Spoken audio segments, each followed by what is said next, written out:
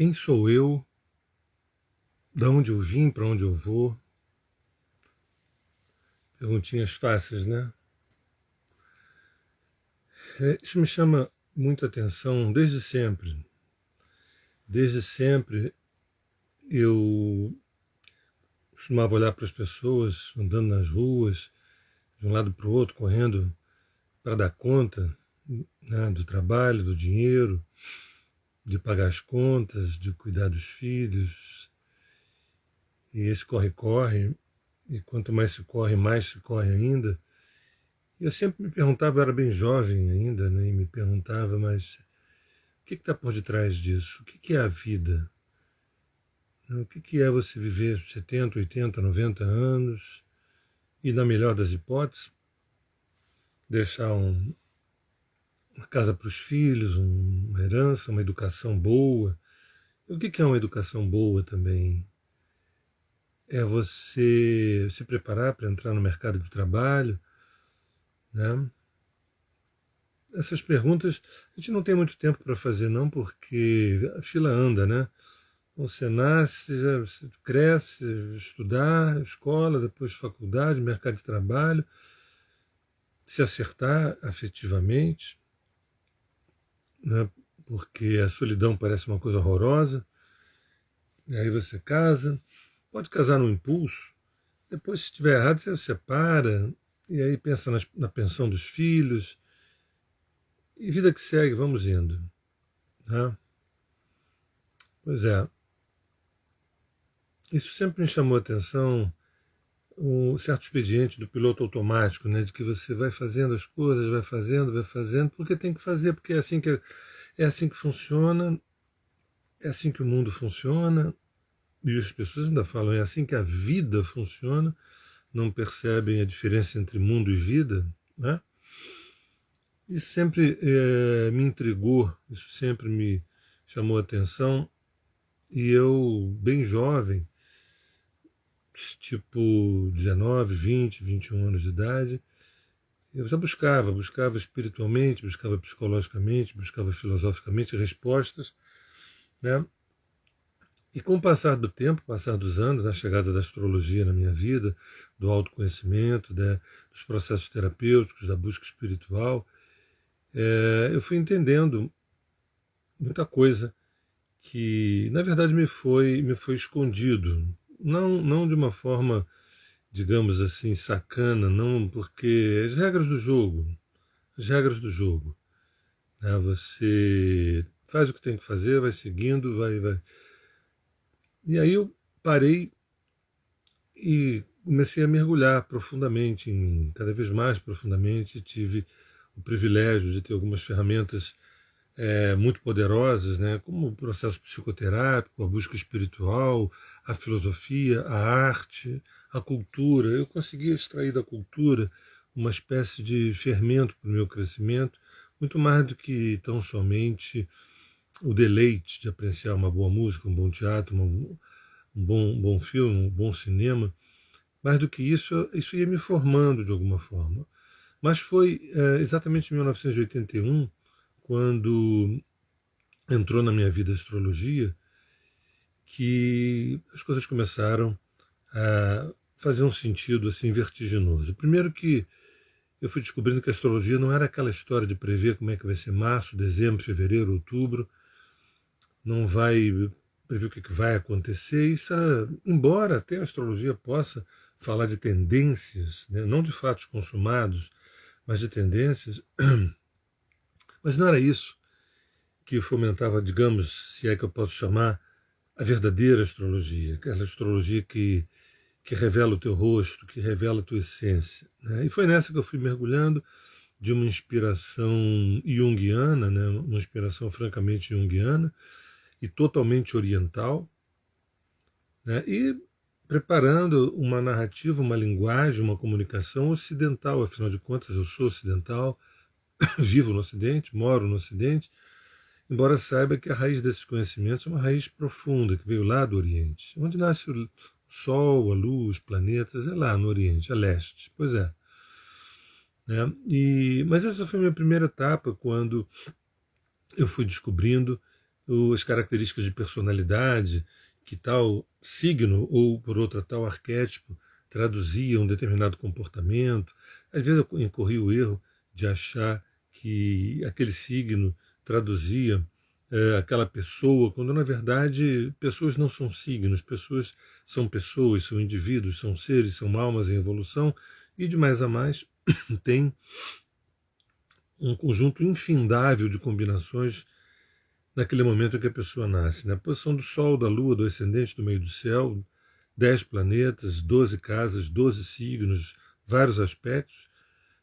Só a combinação matemática disso tudo é uma coisa absurda. E essa combinação matemática, ela está falando, na verdade, não de números, mas sim de comportamentos, de atitudes, de inclinações, de vocações.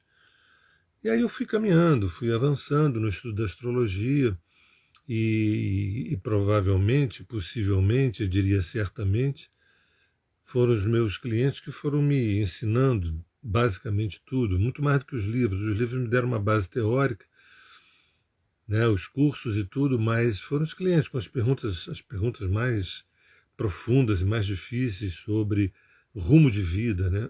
Aí, ao longo de vários anos, eu fui descobrindo coisas óbvias, do tipo, por que será que uma criança nasce? Uma criança que acabou de nascer, nasce com um determinado céu, uma determinada carta natal, e a gente já pode falar sobre tendências dessa criança que ainda nem abriu os olhos, nem conheceu o pai, mal conheceu a mãe, e já tem ali algumas tendências, né? E não, essas tendências não têm a ver porque o céu que ela nasceu impõe, não.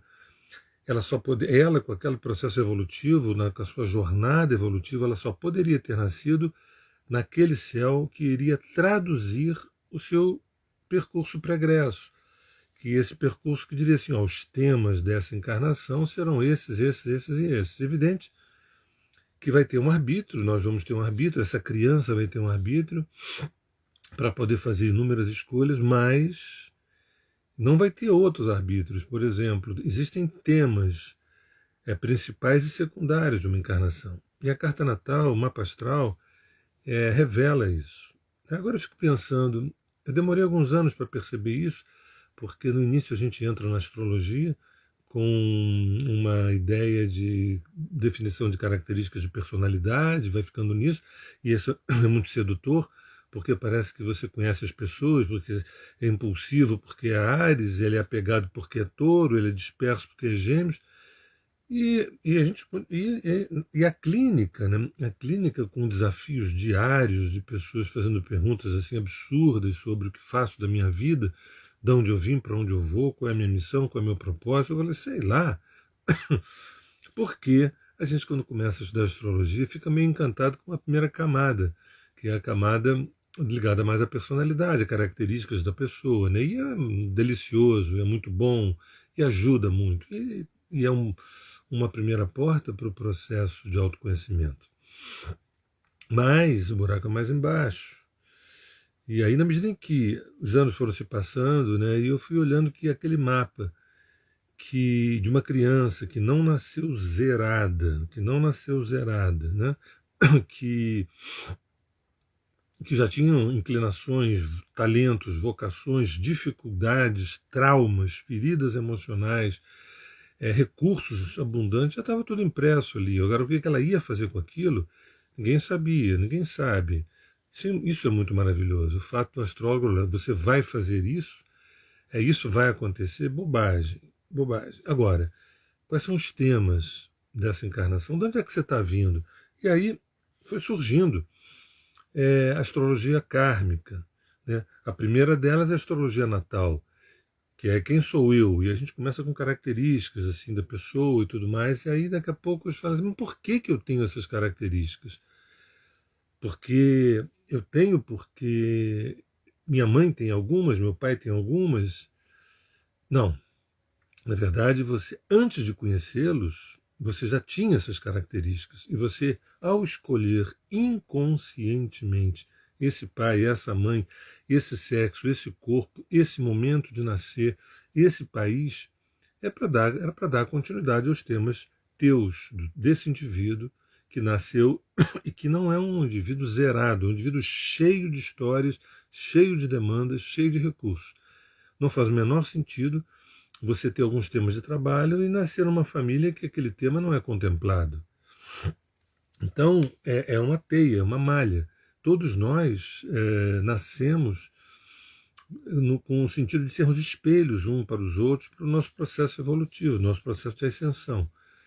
Então, olhava para o mapa, eu estava olhando para o passado, que nem agora. Se eu olho para o céu, eu estou olhando para o passado. Eu não sei se aquela estrela que está lá em cima ainda existe, ou se a luz dela ainda está chegando aqui, mas ela já explodiu, não existe mais. Você vai fazer um mapa de uma pessoa de 50, 60, 70 anos, você vai ter que fazer um mapa lá de trás, não de agora.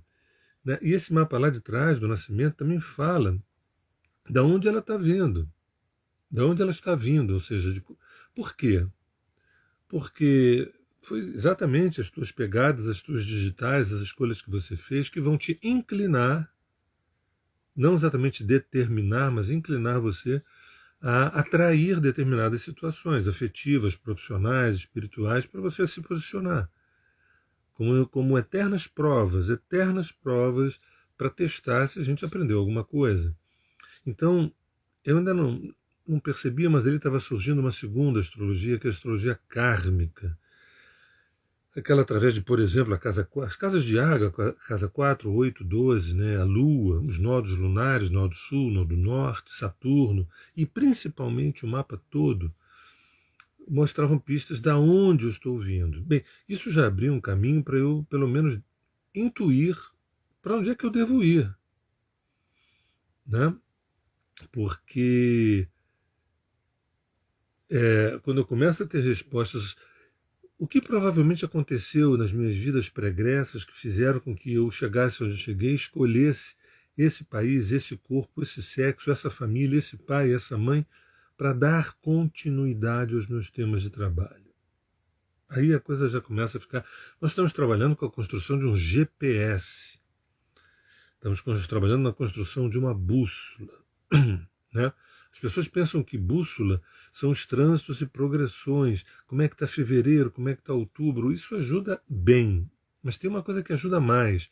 Porque você pode estar fora do teu próprio mapa, você pode estar fora do teu próprio Dharma, você pode estar fora do teu próprio caminho e querer saber se abril é bom, dezembro é bom, fevereiro é bom. É bom? O que é bom? Bom é saber lidar com. Se você está out, e o dia está lindo, você não aproveita. Você nem percebeu que o dia estava lindo. Então, essa segunda astrologia, a astrologia kármica, fazia um rastreamento, uma cartografia de posturas, de comportamentos, de escolhas que eu fiz, que me fez nascer aonde eu nasci para dar continuidade a esses temas. Evidentemente que alguém pode perguntar, mas sim, esse negócio é uma roda, a roda de Sansara que não acaba nunca. Claro que acaba, é evidente que acaba, mas a gente sabe, quando a gente quita as nossas dívidas, digamos que a gente tem dois tipos de dívidas. Uma dívida, isso é interessante, digamos que a gente tem dois tipos de dívidas. Uma é o seguinte: eu tenho que pagar algumas coisas que eu devo. Isso é óbvio. Mas tem uma segunda dívida que é o seguinte: eu devo realizar a potência que eu trouxe. Eu estou me devendo realizar a potência que eu trouxe. Ninguém fala disso. A gente conhece muito bem a questão bancária, do sistema financeiro, sabe o que é dívida. Mas tem uma outra dívida. Quando você, por exemplo, tem uma inteligência racional enorme e isso não vai adiante. Você tem uma inteligência sensível, gigantesca, e nada sai daí. Você não consegue fazer nada com isso. E falando de uma linguagem mais clara, como se você tivesse um talento enorme para música e você fosse fazer engenharia. Entendeu? Pior ainda, você tem uma capacidade de amar muito grande, mas você foi educado num sistema avarento do ponto de vista dos afetos e você, sem perceber, se economiza. Né? Então, esse mapa kármico, ele vai falar dos nossos créditos e débitos, né? E das dívidas que a gente possa ter com os próprios créditos. O que você fez com aquela poupança? O que você fez com aquele recurso? O que você fez com aquele dom? Não, eu nem percebi que eu tinha aquele dom. Ou eu percebi, mas é tão complicado. Aí surge uma terceira astrologia ao longo desses anos todos, né? Você vê, desde 81, desde 1981, nesse estudo, nessa pesquisa, nessa busca. A terceira astrologia, que é a astrologia dármica, que ela aponta para frente. Porque a astrologia natal, a gente pergunta, mas afinal, quem sou eu? A astrologia kármica, de onde é que eu estou vindo? A astrologia dármica, para onde eu devo ir? Para onde eu estou indo?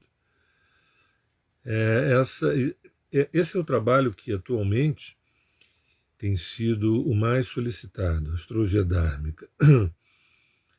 E é evidente que quando eu faço uma sessão de astrologia dármica, eu sou obrigado a trazer um bom material sobre a kármica. Um bom material, leia-se muito menos de 1%, mas aquele 1% é necessário para a compreensão do Dharma. Porque também não faz sentido cair do céu uma coisa assim, olha, eu acho que a tua missão é essa, teu propósito é esse, mas fundamentado em quê? Baseado em quê? Baseado na tua natureza. E essa natureza, ela é o quê? Ela veio da onde? Das escolhas que você fez. Nós temos uma essência ontológica, que é uma essência una com tudo mais. Mas nós temos uma essência também singularizada. Essa essência singularizada, chama-se essa natureza, ela vem pelo resultado das escolhas e como é que eu lidei com essas escolhas, o quanto eu integrei esses conhecimentos, o quanto eu fechei uma gestalt com esses conhecimentos ou não. Eu simplesmente fui vivendo as coisas e eu pouco aprendi, e eu estou num nível de redundância muito grande. Então, a astrologia dármica, ela precisa se valer da kármica, para olhar mais ou menos quais são os teus temas que você está trazendo, quais são os teus temas de trabalho que você está trazendo e para onde você está indo. Vamos deixar mais uma vez claro que os temas de trabalho, por exemplo, que falam assim, olha, eu preciso trabalhar, ganhar dinheiro, pagar as contas, sustentar a família, educar os filhos, ter saúde, torcer para ter uma família unida, se bobear, poder ter uma casa própria, se der, né, conseguir deixar alguma coisa para meus filhos quando partir, dar uma boa educação. Isso é o básico. Eu sei que tem pessoas que dizem, puxa, mas se isso é o básico, a maioria do planeta Terra não conhece esse básico. Eu também sei disso, e também sei que isso é um projeto sinistro, de longuíssima data. Mas não é disso que eu estou falando agora. Assim como eu dissesse, olha, comer, beber e dormir é o básico. Se você tiver um projeto na vida que diz assim, olha, eu vou abrir mão de comer, beber e dormir, porque eu tenho um projeto maior, não vai rolar. Se você disser assim, eu tenho um projeto incrível, o meu propósito, mas acontece que esse propósito eu não posso perder tempo em trabalhar para ganhar dinheiro, para poder... Não é assim, Cabana. Você tem que se bancar, você tem que se sustentar de alguma forma. E as pessoas confundem isso com o propósito de vida. O propósito de vida é ser feliz, e ser feliz é ter as coisas que a pessoa quer ter, gosta de ter, ou precisa ter. Mas isso é como se a gente fosse construir uma plataforma e no segundo momento construir um foguete. Aí fica a pergunta, você construiu a plataforma, construiu o foguete, para quê? Quando a gente fala de foguete, pressupõe um lugar para se ir. Esse é o Dharma, o caminho. Então, quando a gente vai fazendo esse rastreamento, a astrologia natal, a astrologia kármica, a gente deságua na terceira etapa, que é a astrologia dármica, que é quando a gente tem ferramentas, a gente tem instrumentos concretos de lidar com essas demandas. Tanto o que eu faço com meus créditos, meus dons, talentos, recursos, potências, que não são poucas,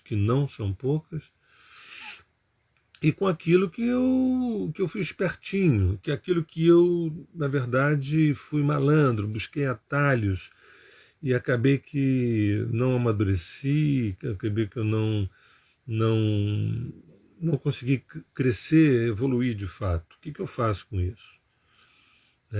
Que fique claro que a grande maioria da população planetária não tem a idade emocional alinhada com a idade cronológica. Via de regra é infância e adolescência. Via de regra é infância e adolescência. Mesmo alguns velhacos, não de idade, mas de cabeça, isso não significa amadurecimento. Mesmo alguém que tem um senso de responsabilidade muito grande, isso não significa amadurecimento. Amadurecimento emocional, amadurecimento psicológico. E tem todo o investimento para que nós não, para que a gente não amadureça. Tem um investimento, porque a gente meio infantil, tem muita gente que lucra com isso, há muita gente que lucra com a nossa infantilidade emocional, com o nosso emocionalismo. Né? As nossas feridas emocionais, via de regra, quase a totalidade das pessoas que nascem no planeta já trazem feridas emocionais para serem curadas. E muitas delas trazem traumas, que faz com que, por exemplo, coisas não aconteçam na vida e não sabe por quê. E aí você vai lá na carta natal e você vê nitidamente algumas situações de planetas que são pulsões da psique. Os planetas, na linguagem da arqueoastrologia, não é tão somente a posição de um planeta no céu, mas principalmente os planetas como pulsões psíquicas. E você vê, por exemplo, um Plutão quadrado Lua dentro da psique da pessoa, isso é um trauma que ela está trazendo. Uma Lua quadrada Saturno, uma Lua conjunção Saturno, por exemplo, só para citar poucas coisas, a pessoa está trazendo algumas feridas emocionais. Se não há uma compreensão disso, então o Dharma, a astrologia dármica é a conscientização desses impasses, tanto dos talentos, dos recursos, dos dons, e nesse momento eu não estou focado na questão profissional, eu estou focado na questão identitária, quer dizer, qual é o teu rosto singular. Não é tão somente o rosto de um brasileiro, ou de um suíço, ou de um alemão, ou de um chileno, mas o teu rosto específico, a tua singularidade. A Terra de Jordá trabalha muito com um conceito chamado estado díper, de diferenciação e pertencimento, que é o mesmo que falar um estado búdico, ou um estado crístico, que é um estado de você se diferenciar e, a partir daí, viver uma experiência de pertencimento. Então, a astrologia dármica, ela aponta, olha, o negócio é o seguinte, o dever de casa é esse, assim, assim, assim. Só que quando fala dever de casa, a gente tem uma péssima experiência com o dever de casa, que é aquela coisa chata que tem que fazer para entregar amanhã. Ai meu Deus, eu queria ver um desenho animado, queria fazer alguma coisa, tem que fazer. Só que para o Dharma é diferente. Dharma é gozo, Dharma é êxtase, Dharma é bem-aventurança. E fazer o dever de casa é o encontro do Dharma, é o encontro do teu caminho, do teu prumo, do teu rumo, da razão pela qual você foi convocado a estar aqui. Então, quando a gente analisa o mapa dármico, a gente aponta olha, o GPS está pronto, a bússola está pronta, mas ainda falta uma coisa. Como é que eu sustento isso? Quais são as ferramentas psicoespirituais? Quais são as ferramentas psicoespirituais? Quais são as ferramentas que eu preciso amadurecer, crescer, me desenvolver para sustentar o Dharma? Olha, isso é um milagre que eu estou falando, eu estou traduzindo um milagre. Eu não estou falando de um sistema de crenças, não. Você vê, 41 anos de trabalho, milhares e milhares e milhares de experiências laboratoriais, que eu quero dizer com clientes, com pacientes. Isso não é um sistema de crença. Isso tem a ver com a observância na prática de um determinado céu registrado numa iconografia, num designer, né, num papel, e o encontro disso na biografia da pessoa. Tanto quando a gente vê uma criança que nasce e fala das inclinações, quando a gente vê um adulto que você olha, começa a descrever, fala assim, gente, mas eu estou repetindo o meu passado. Pois é. E o estado de hiper é toda essa liberação do passado.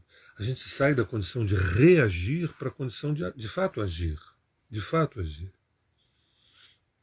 Então, a astrologia dármica é aquela que te dá ferramentas, instrumentos, esse GPS e como lidar com se colocar de pé, amadurecer e caminhar na própria jornada, do que achar que a vida é tão somente buscar prazeres e realizações concretas e materiais.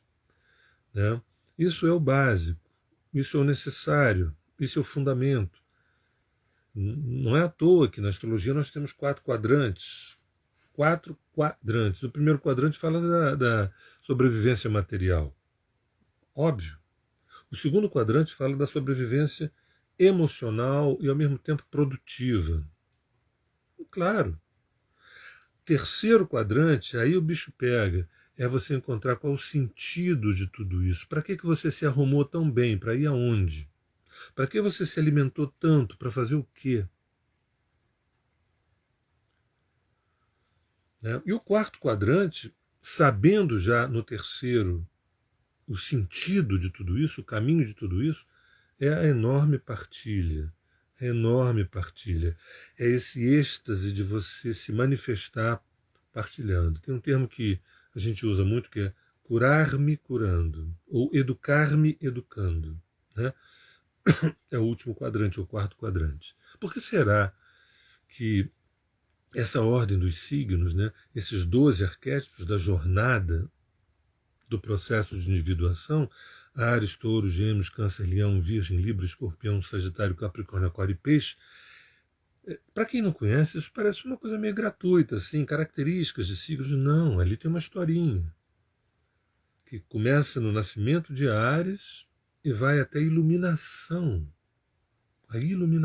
em Peixes, passando por toda a saga humana, que vai pela sobrevivência material, sobrevivência emocional, questão produtiva, o encontro de um sentido maior e o grande gozo de partilha, o grande gozo de unidade, que é já no final da história, onde entra Aquário, Peixes, é o final, o último quadrante.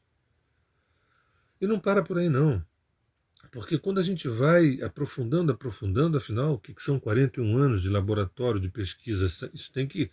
É um saco sem fundo. Quando a gente pensa que já chegou, já descobriu tudo, eis que emerge um quarto caminho nessa arqueoastrologia, que é a exoastrologia. Que, na verdade, eu não vou desenvolver agora, mas eu vou dar uma pista. A exoastrologia. O que é exo? Astrologia que vem de fora, quer dizer, exo. Então, nós já sabemos que nós somos seres híbridos, que nós não somos terráqueos 100%. Nós somos argilosos e, ao mesmo tempo, estelares. Isso é. Tá? Ah, mas eu não sei. Então saiba. Então vai estudar, vai pesquisar. Porque nós todos somos híbridos. Uma parte argilosa e uma parte significativa estelar. Não é à toa que a ciência identifica lá 3, 4% do DNA do nosso DNA, consegue decodificar, os outros 96% diz que é lixo, diz que é DNA lixo. Para mim, a ciência, ela já sabe do que se trata. Ela já sabe. Porque no início, quando eu era jovem, quando se falava que parte de 96% do nosso DNA é lixo, primeiro que eu acreditei que aquilo não valia para nada. Como se fosse possível ter uma engenharia genética de tal monta, de tal inteligência, que ali foi um erro divino. 96% disso não presta para coisa nenhuma. Não, peraí. Eu acho que, na melhor das hipóteses, eu não estou sabendo decodificar, estudar, é muita areia para o meu caminhão.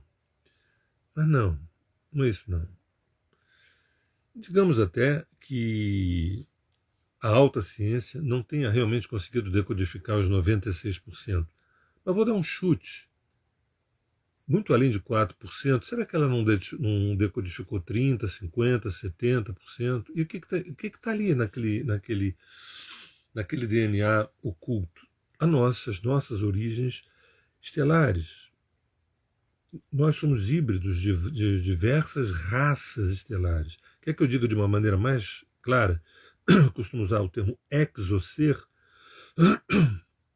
para extraterrestres, né? Vou tirar a palavra exoser, vou dizer diretamente extraterrestre. Nós somos seres multidimensionais.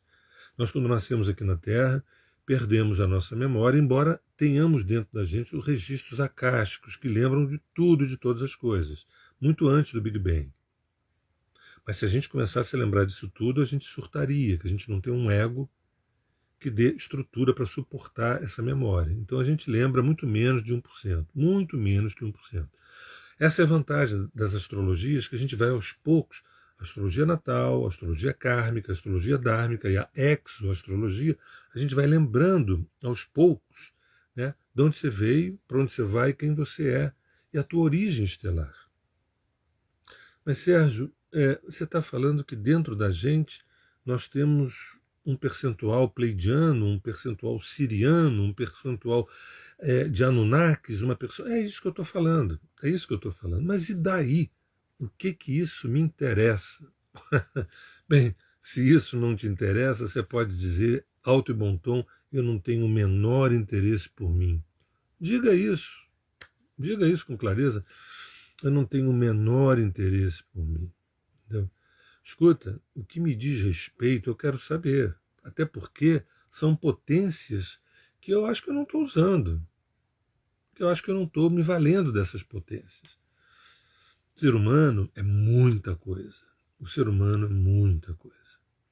O ser humano é uma usina afetiva, é uma usina amorosa.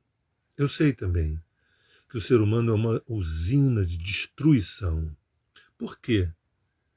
Porque será que foi a cultura nossa de 8.000 anos para cá que nos atrapalhou e fez com que a gente pudesse ter um ódio profissional por nós mesmos?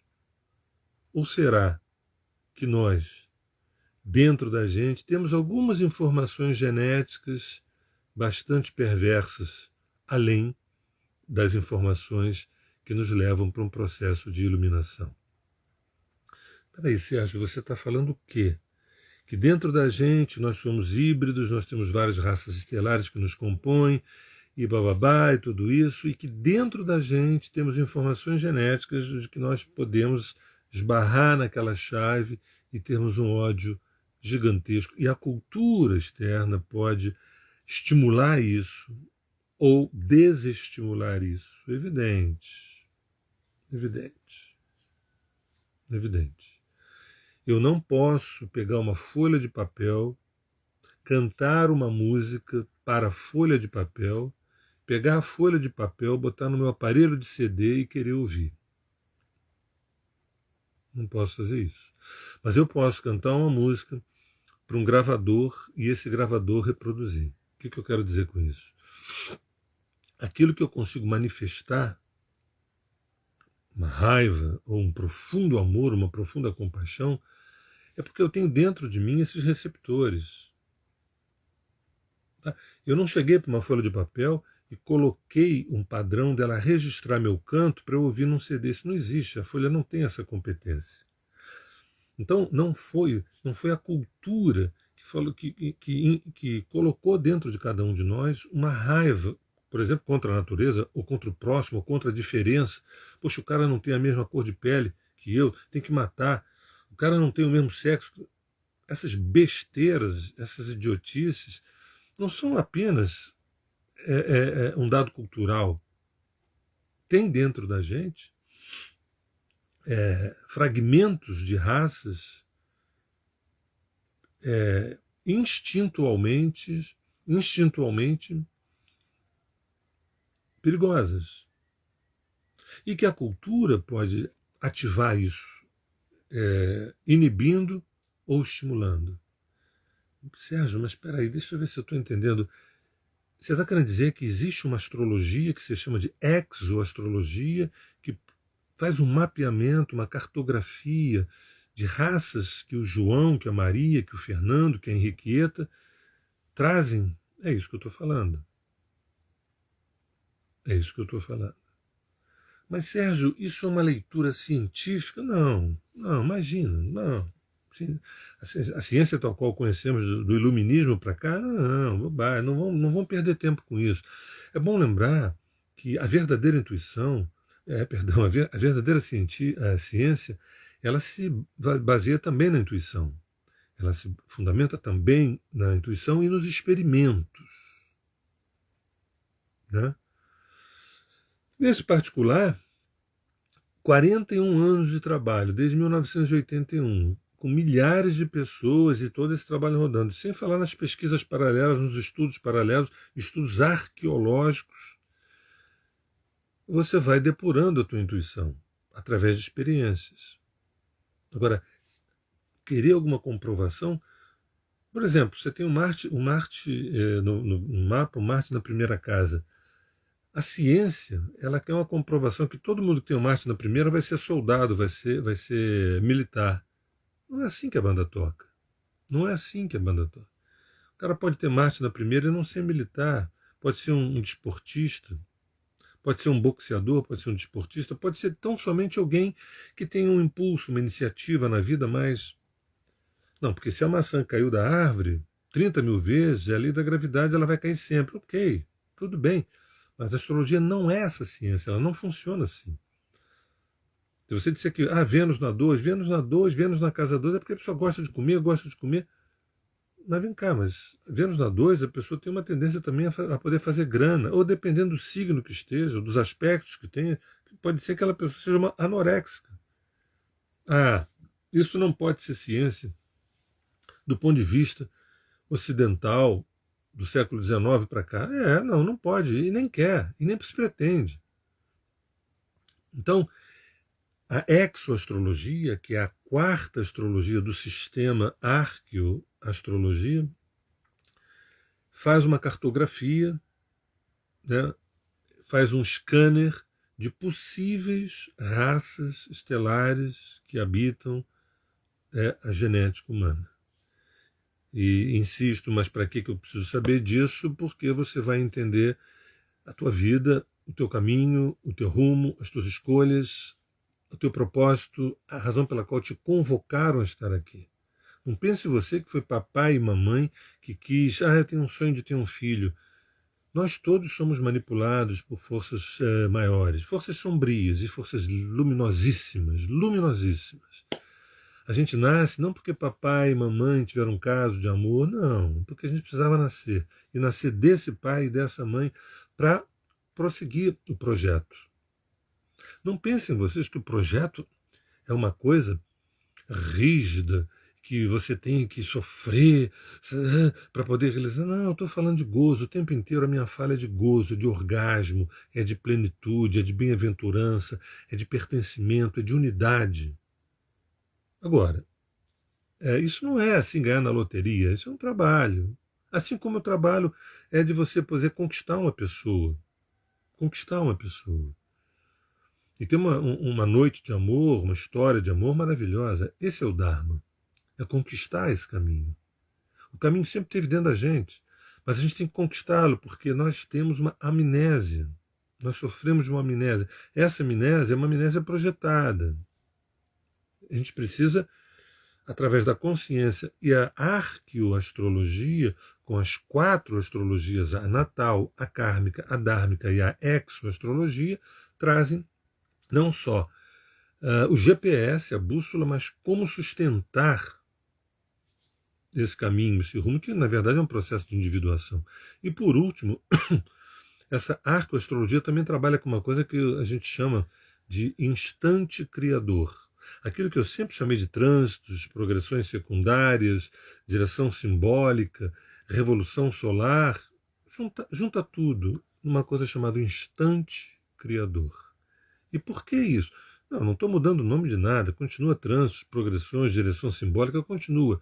Mas eu botei tudo num nome lindíssimo, chamado instante criador. Que significa o quê? Que esse instante, abril, maio, junho, dezembro, fevereiro, setembro, dia 4, dia 19, dia 20, né, é um instante criador. É um instante de criar, de se recriar, de se reinventar. Ou seja, a arqueoastrologia é uma astrologia, um sistema de liberação. As digitais do processo de despertar, as digitais do processo de iluminação, as digitais, as pegadas de um processo de iluminação. Me dói profundamente ver as pessoas fazendo coisas, ou porque precisam, ou porque dão prazer.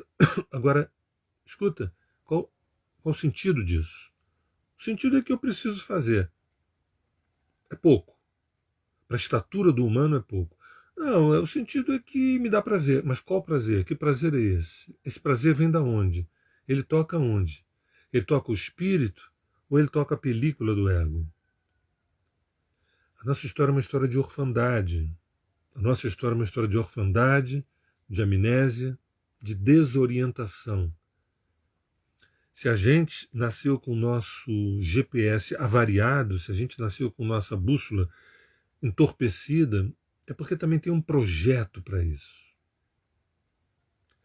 Bem, meu nome é Sérgio Seixas, hoje faço parte do grupo Terra de Rudá e hoje eu trouxe uma antiga indignação minha de que por que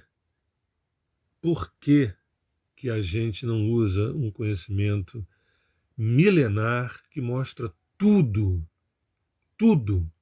que a gente necessita saber para a gente tomar o nosso rumo, que é o rumo da autorrealização. Beijo para vocês, obrigado por estarem aí assistindo, espero que essa minha fala toque o coração de vocês e toque a indignação lúcida.